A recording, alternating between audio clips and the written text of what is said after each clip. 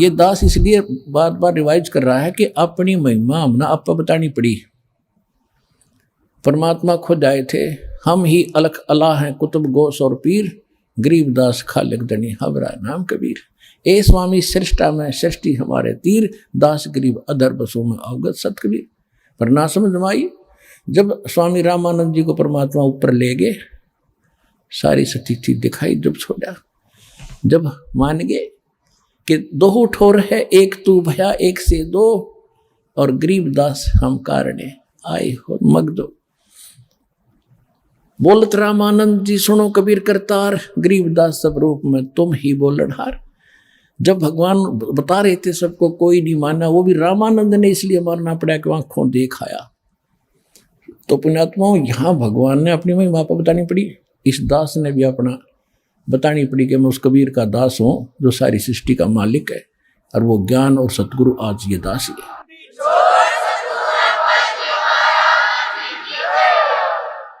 और जो सतलोक आसन बरवाला में आ जाएगा उसको यकीन भी पूरा हो जाएगा, फिर वो निडगमग हो सकता है इंसान की, जब वो मोक्ष की या कुछ ज्ञान ग्रहण की इच्छा से आया होगा। जो आया होगा बकवादों की, तो वो तो बता ही दिया आपको। कहते हैं कोट वर्ष करो संगत संतों की, पत्थर का जल में क्या भीजे, चंदन बन में रंग ला दे एक बांस बिटम्बी ना सीजे। कहते हैं जैसे पत्थर को तो 20 फुट जल में डाल दो, 2 टुकड़े, और बाहर निकालो 10 वर्ष बाद से 6 घंटे बाद, और फिर उसको एक दूसरे से लगा दो, उसमें ज्यों के तो गुण हैं, गुणों में परिवर्तन नहीं हुआ, चिंगारियां निकल रही हैं उससे। और इसी प्रकार चंदन का जो पेड़ वृक्ष होता है, आसपास के सभी नीम को, जंडी को, पीपल को, जितने भी पेड़ होते हैं अपनी महक छोड़ छोड़ कर चंदन जैसी महक वाला बना देता है, बहुमूल्य बना देता है। लेकिन एक बांस होता, बांस जिसकी लाठी बने मच्छरदानी बने, इसका असर नहीं होता, चाहे उस चंदन के वृक्ष के साथ में उग जाए, उसमें वो ग्रहण करने का गुण ही नहीं है। तो जो यहाँ आएंगे कुछ जिज्ञासा लेकर के, मोक्ष आधार मान करके, उनका तो लाभ होगा ही होगा। उनको तो समझ में आ ही जाएगा कि विश्व में आज कोई गुरु नहीं है, इस दास के अतिरिक्त सतगुरु भी नहीं है।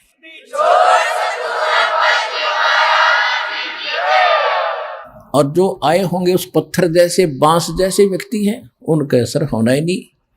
वो तो वही फिर कबाड़ में क्या करें, कि तक किले में चढ़े जाया करें, पत्थर और काम के आएंगे।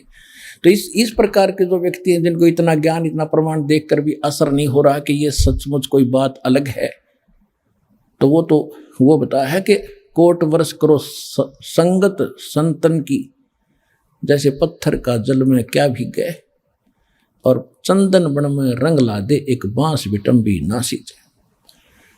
तो इसी प्रकार परमात्मा ने बताया कि देखो ये आ रहा तुम्हारा भगवान, और तुम वेद पढ़ो और गीता पढ़ो और पुराणों को सत्य मानते हो। पुराणों में ये लिखा है, वेद में कहीं लिखा है, श्री देवी पुराण के अंदर 5वें स्कंद में 414 पृष्ठ पे ये लिखा वेद व्यास जी ने कि सतयुग के ब्राह्मण वेद के पूर्ण विद्वान होते थे और दुर्गा की पूजा करते थे, खाक विद्वान थे। गीता वेदों का सरल रूप समझ लो, ये तो आप आम जानते हो, आम हिंदू समझ सकता, उसमें सरलार्थ भी है। कहीं है गीता में दुर्गा की पूजा का प्रावधान? नहीं। उसमें मंत्र गिन के 3 दे रखे हैं। मेरा तो मंत्र है ब्रह्म हूं मैं, श्री कृष्ण में बोल रहा है। और एक पूर्ण परमात्मा जिसे पूर्ण मोक्ष होगा, उसकी भक्ति करने से दोबारा जन्म नहीं होगा। मेरी भक्ति करेगा तो मेरा भी जन्म तेरा भी जन्म सदा रहेगा, परम शांति नहीं हो सकती। वही वेद बताते हैं। वेदों का जो का तो सारांश है, ये छोटे सूक्ष्म रूप है कई वेद इस गीता में दुर्गा की पूजा।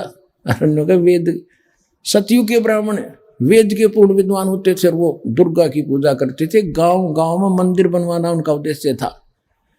ये मंदिरों का लठी ननगढ़वा रखा है नकली पर, ब्राह्मण को और वेद के ज्ञाता को अब पत्थर पुजवा कर मार दी, सारी दुनिया भूत बनवा दी। परमात्मा कबीर जी यही बताते हैं, वेद पढ़ने पर भेद ना जाने, ये 5 पुराण 18। और फिर पत्थर की पूजा करवावे, मंदिर बना उसमें शिवलिंग दरवा दिया। विष्णु जी की पत्थर की मूर्ति दरवा दी, कृष्ण जी की दरवा दी है। खाक पड़े वेद तुमने, क्या पढ़े पुराण। तो उसमें परमात्मा ने कहा कि ये आ गया तुम्हारा ये भगवान और तुम इसको निराकार बताते हो। कहा कि तुम जाओ यहां से, क्योंकि काल ने एक फिक्स टाइम का रखा है। काल का दूसरा अर्थ समय भी होता है। तो यहाँ का जो समय है वो निर्धारित है, इसमें कोई परिवर्तन ना वो स्वयं कर सकता, ना किसी और संस्कार में कोई परिवर्तन इसका देवता कर सकता। ये काल भगवान काल है जो यहाँ का मालिक, भगवान तो नहीं है, यहाँ का स्वामी है। ये भी काल है और यहाँ जो समय निर्धारित है ये भी समय भी काल कहलाता है। ये दोनों के दोनों परमात्मा के कबीर साहब के अधीन है, उसके हुक्म के शेष चलते हैं। तो वो जो काल ने समय फिक्स कर रखा था कि इतने समय में ये तपस्या पर भुन कर सभी प्राणी अपना गंध इसमें छोड़कर अपने आप उड़ जाते हो, वहां से निकाल एकदम जंप आता है, जो भी खाली होता जाता है उसको ऐसे फेंक देते हैं। तो एक दिन में सारे पहुंच जाते हैं। फिर वो धर्मराज के पास लाइन लग जाती है। वहां जाकर फिर उनको संस्कार वश अलग अलग जहां जिसका जैसा, कोई स्वर्ग में जाओ, चाहे गधा बनो, चाहे कुत्ता बनो, चाहे राजा बनो, जाओ। वो क्रम फिर शुरू हो गया। तो वो जब तक नहीं, वो चला था इसलिए कि उस समय पूरा हो गया, वो जा चुके होंगे। परमात्मा ने कहा कि वो देखो दूर से आ रहा है और तुम उसको देखो, वो है तुम्हारा भगवान, अब तुम जाओ। तब परमात्मा ने उनको वहां से भेजा। फिर वो काल ने निकट आकर देखा कि ये आदमी कौन खड़ा है, मेरे इस स्थान पर तो कोई आ ही नहीं सकता। 21वां ब्रह्मांड जो दास ने आपको बता रखा है, 21वें ब्रह्मांड में भी एक ऐसा गुप्त स्थान है जहां तपस्या है। आप सृष्टि रचना के अंदर वो मैप देखोगे, चित्र देखोगे, उनमें समझ आएगी। जो हमें दास कई बार सत्संग में भी सुनाता है, पुस्तकों में बच्चों ने, भक्तों ने लिखा हुआ है उसको। तो वहां कोई नहीं जा सकता उसके अतिरिक्त। तो वहां उसने देखा दूसरा आदमी कौन आ गया। फिर ध्यान से देखे तो जोगजीत खड़ा है। उसको ये मालूम था कि जोगजीत भाई मेरा पिता का पूरा आज्ञाकारी है, पूरा कृपा पात्र है। पिता माने सतपुरुष कबीर साहब का। और ये वैसे नहीं आया होगा, या तो कोई संदेशा लेकर आया है, मुझे कोई और सजा सुनाओगे, मेरे से कोई गलती तो रोज जाकर ही हो, या बकवास देकर रखी इसने। फिर भी हिम्मत सी करके पूछा और कहा कि क्योंकि जब इसको ने सतलोक में गलती की थी ज्योति निरंजन ने, काल ने, तो जोगजीत रूप में आकर ही परमात्मा ने उसको 21 ब्रह्मांड समेत और दुर्गा समेत, और दुर्गा के अंदर सभी आत्मा परमात्मा ने फीड कर दी थी, भर दी थी, जिन्होंने इसके साथ आने की स्वीकृति दी थी। तो इसने वहां दुर्गा के साथ बद व्यवहार करना चाहा, इसकी बेइज्जती करनी चाहिए थी, या उसके मुंह में समा गई पेट में, मुख के माध्यम से। तब परमात्मा ने आके इस काल के पेट से निकाली, और दोनों ही दंडित अपराधी हो ही रहे थे, हम भी, वो दुर्गा भी, काल भी। तो काल जो अपराधी बन गया कि उसने वहां गलत कर दी। ऐसे पवित्र स्थान में एक देवी लड़की के साथ बद व्यवहार करे, फिर उसको वहां से 21 ब्रह्मांड समेत भेज दिया, निकल जाए से। उस समय इसने हाथ जोड़े जोगजीत रूप में कि माफ कर दे, मेरे से गलती होगी और मुझे यहीं रख लो, पिताजी से प्रार्थना कर दो। तो बोला भी प्रार्थना मैंने कर ली, आप जाइए यहाँ से। जबरदस्ती 21 ब्रह्मांड समेत इसको यहाँ 16 शंख कोस की दूरी पर भेज दिया। एक कोस में 3 किलोमीटर होते हैं लगभग। 48 शंख, नील पद्म शंख, इतने किलोमीटर दूर ये 21 ब्रह्मांड आगे। उसके बाद इसने अपनी मनमानी शुरू कर दी कि मेरा कौन के बिगाड़ेगा। तो जब वो जोगजीत रूप में परमात्मा इसके लोक में आ गए, तो इसने वो प्रतिशोध लेना चाहा जो उसने वहां से निकाला था जोगजीत रूप में, और उस समय भगवान जोगजीत रूप में खड़े थे। तो काल ने कहा कि जोगजीत तू यहां क्यों आया, यहां क्यों आया, और पुरुष वचन हो तो मुझे सुनाओ। तुम यहां क्यों आयो, और कोई पुरुष की आज्ञा है, परमात्मा का कोई वचन है मेरे लिए, आदेश संदेश है, तो मुझे सुनाओ। और कहते हैं वहां से बाहर निकाला मोही, और जोग जीत ना छोड़ू तो ही। तो मेरे लोक में किस लिए आ गया? तेरी हिम्मत कैसे पड़ गई मेरी आज्ञा बिना तू यहाँ आने का? तुम वहां रहो, हम अपना यहाँ रहूंगा, तुम्हारा क्या मतलब बीच में इंटरफेरेंस करने का? जो वचन है वो बता जल्दी। डर गया वो कि कोई और संदेशा लेकर आया, कोई और सजाना मिल जाए तुझे, कि बोल क्या आदेश है पिताजी का, मुझे पहले वो बता, फिर मैं तुझे खूब पिटूंगा, तेरे को ऐसी ऐसी पिटाई करूंगा तू याद रखेगा। तो जोगजीत रूप में भगवान ने कहा कि सुन ले परमेश्वर की का पिताजी का आदेश, तूने उसकी आत्माओं का, ये तेरे भाई बहन हैं जो तेरे साथ आ गए। अरे नालायक, इनने तो तेरे ऊपर विश्वास किया, तूने इनके साथ विश्वासघात किया, इनको कंगाल कर दिया। इसने क्या जुल्म कर रखा अपने साथ? इसने ऊपर एक महास्वर्ग बना रखा ब्रह्मलोक में, और उस महास्वर्ग के अंदर इसने अलग से नकली लोक बना रखे, सतलोक, अलखलोक, अगमलोक, अकैलोक। जो ये राधा स्वामी वाले जो करते हैं ना, ये ढोल पीटे हैं, ये तो इस नकली लोक की भी इन पूरा ज्ञान को ना काल के लोक झूठा बना रखा है। नो कि नो नकल ऊपर की दुर्गा से करवा ली इसने। तो परमात्मा ने कहा कि तुमने इनकी क्या हालत कर रखी है? परमात्मा ने कहा कि तू, ये तेरे भाई बहन है सारे, और निकम्मे तेरे पर विश्वास करके आ गए तेरे साथ, तो ऐसा जुल्म। तो इसने क्या कर रखा है? वहां ठगता है आपको। आज आपको ये बताया जा रहा है कि आपको कैसे लूटा जा रहा है, कैसे आप ही भिखारी बन गए। पहले जब वहां से आए सतलोक से, तो आप पुण्यों से भरपूर थे, आप एक बहुत साहूकार के बेटे थे। पहले राजा लोग जो होते थे, उनकी बेटे और बेटियां जो धनी राजा होते थे, सोने के हार, सोने की जूतियां, सोने के, यहाँ तक जैसे अपना राजस्थान में देखे होंगे अभी तक पहनती माताएं चांदी के पहनते, वो सोने के होते थे, और कपड़े सुंदर, उनमें भी हीरे मोती जवाहरात जड़े होते थे। और वो ऐसे हम वहां थे, भक्ति से परिपूर्ण सेठ थे, सारी सुविधाएं प्राप्त थी। अब हम आगे उन सारे आभूषणों समेत, यानी सारी भक्ति समेत इसका साथ भाग्य। जैसे एक अमीर सेठ की लड़की उन्हीं के एक नौकर के साथ भागी, हमारे साथ वो बनी हुई है। अब ये उस भागने से पहले उनके जो चल रहा था विचार विमर्श, उनका पता माँ बाप को लग गया। बेटी को समझाया, बेटा यो बालक, और ये तो एक नौकर है, अरे तू कहाँ की किसकी बेटी है, कुछ आँख खोली, अच्छी बात नहीं, तुझे बहुत दुख हो जाएगा। माँ ने भी समझाया, बेटी बड़ा कैर टूट जाएगा, हम तो शादी कर नहीं सकते, तू इसके साथ जाएगी तो बहुत दुख पाएगी। समझा दिया, हम आँखों को नहीं जाऊंगी, नहीं जाऊंगी, ऊपर से तो ऐसे करगी, और पीछे से सारा आभूषण लेकर भागी। अब वो तो शराबी को अभी बकवादी आदमी जाकर अपना रहने लगे कि चाहे वो जो सारा वो ले गई थी धन, पहले तो वो खर्च करवाया, शराब पीवे, उन्हें पीटे छेते, वह जान जो गिरी ना वापस। फिर वो मजदूरी कर रही थी, 2 बच्चे उसके साथ थे, सड़क के ऊपर। ये दास उसमें वहाँ जेई था, नौकरी कर रहा था। हमारा दूसरा विभाग था, सड़क पर और काम हो रहा था, वहाँ हम बैठे थे एक वृक्ष के नीचे। वो माई रो रही थी। मैंने पूछा, बहन क्यों रो रही है, क्या बात होगी?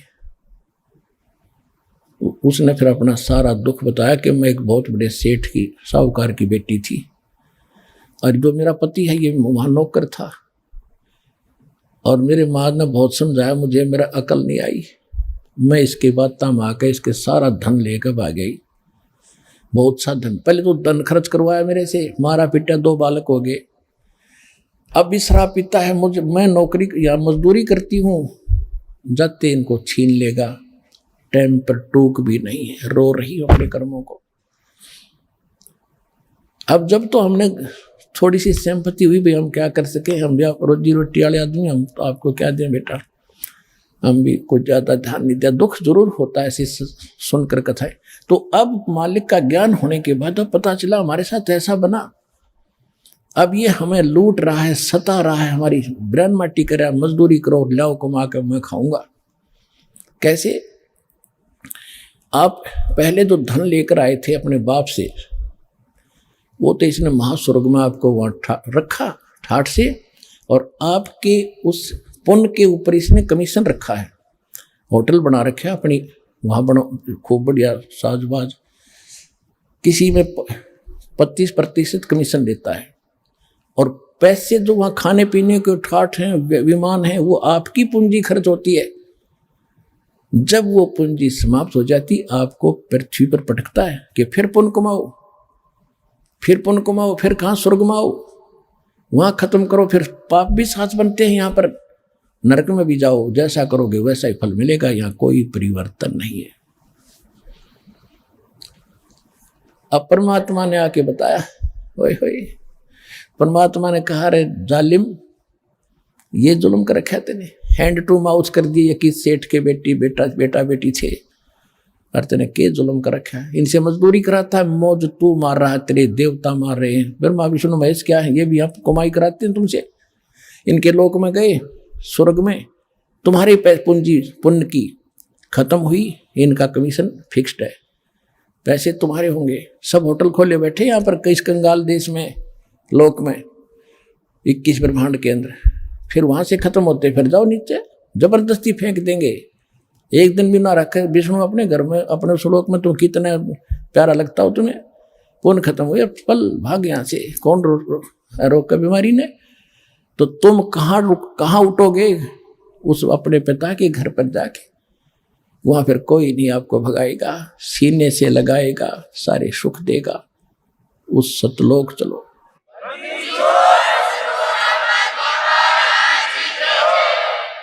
अब जो प्रश्न चला था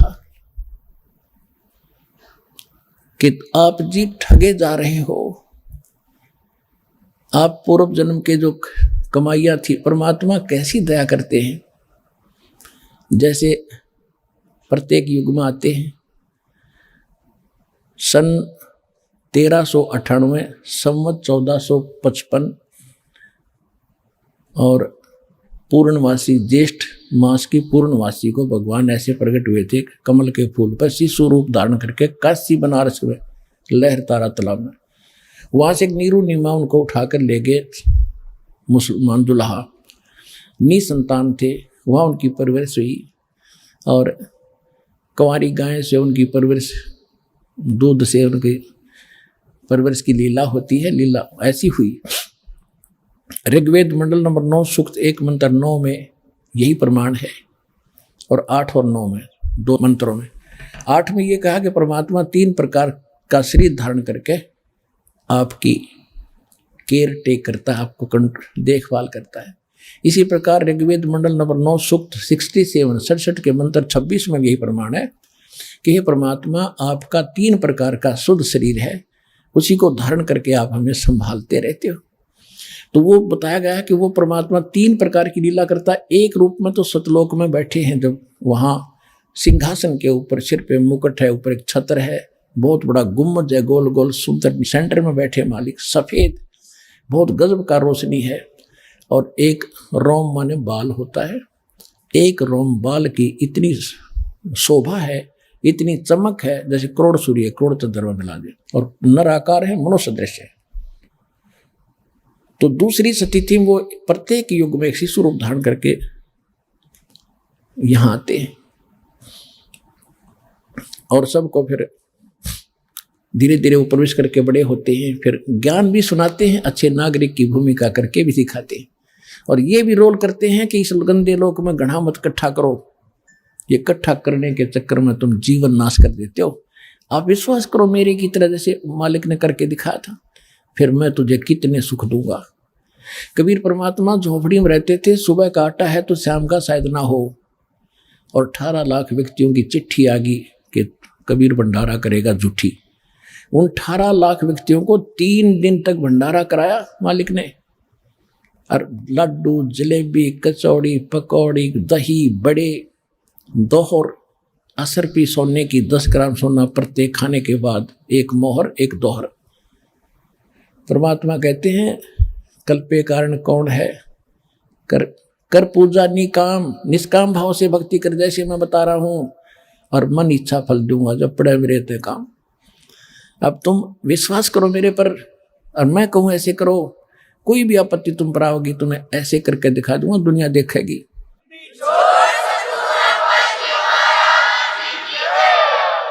और आप जी अपनी चतुरता से कितना इकट्ठा कर लोगे और उसमें पूरा ना पट्टा आपका। तो कहते हैं साईं इतना दीजियो जामा कुटुंब समावे, हम भी भूखे ना रहे अतिथि ना भूखा जाए। इतना मांगो भगवान से, ज्यादा मत मांगो। तुम और मांगते हो तो वो फिर अपनी पूंजी व्यर्थ करते हो। हम प्रसंग तो चला था कि जैसे ही आप यहां वचन के बच्चे बन गए हमारे, अब जिस तेरे आपके घर में बेटा जन्म लेता है या बेटी भी लेती है, उसके आने से पहले माँ के सतन में दूध नहीं होता, बाहर आते दूध दिया जाता है। ये तो भगवान का रोल। अब आप अपना एक पिता का रोल समझो, माँ का रोल समझो, क्या भूमिका करते हैं। बच्चों को तो पता ही नहीं, अबोध है, आके निकल गए माँ के गर्भ से, पड़ गए, कोई उठाओ मरो, कोई संभालो ना संभालो। लेकिन माँ बाप के अंदर इतनी प्रेरणा, उसको नहाते हैं, धुआते हैं, सीने से लगाते हैं, गर्मी सर्दी के वस्त्रों की पहले तैयारी कर देते हैं। इसको किस चीज की आवश्यकता है मेरे बच्चे को मालूम नहीं मुझे क्या आवश्यकता है। बड़ा होकर बच्चा थोड़ी बहुत जिद कर लेता है, फिर भी माँ बाप को गलत चीज उसको नहीं दिलाएंगे, वही देंगे जो उसके हित में ही होगी।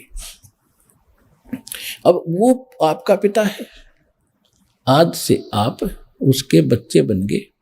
परमात्मा कहते हैं कुल खोए कुल होत है, कुल रखे कुल जाए, राम ने कुल कुल भेंट लो, सब कुल रहा समाए।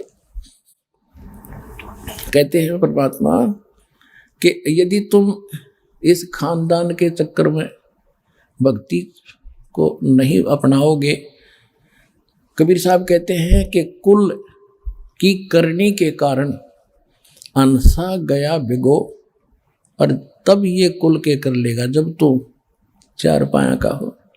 फेसबुक पर हमारे पेज अमर बोध को लाइक करें और यूट्यूब पर अमर बोध चैनल को सब्सक्राइब जरूर करें। संत रामपाल जी महाराज से निःशुल्क नाम दीक्षा लेने के लिए हमारे इन नंबरों पर संपर्क करें।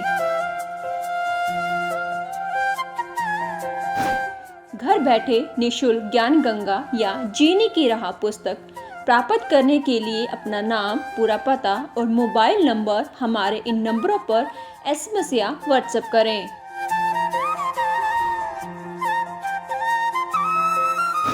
अधिक जानकारी के लिए हमारी वेबसाइट supremegod.org पर विजिट करें।